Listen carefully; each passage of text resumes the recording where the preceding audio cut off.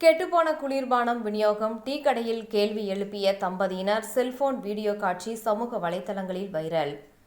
கோவை போத்தனூரை சேர்ந்த சன்சர் நிஷா தம்பதியினர் அப்பகுதியில் உள்ள உணவகம் ஒன்றில் பீஸா ஆர்டர் செய்து காத்திருந்தனர்.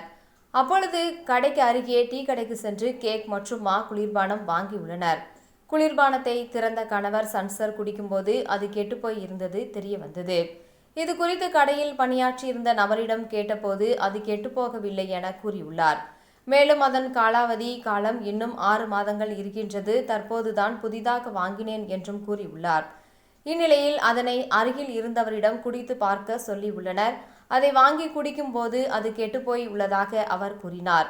இதனை தனது செல்போனில் பதிவு செய்த அந்த தம்பதி சமூக வலைதளங்களில் பதிவு செய்து இதுபோன்ற கெட்டுப்போன பொருட்களை குழந்தைகளுக்கு கொடுத்தால் பாதிப்பு ஏற்படும் என்றும் தெரிவித்தனர்.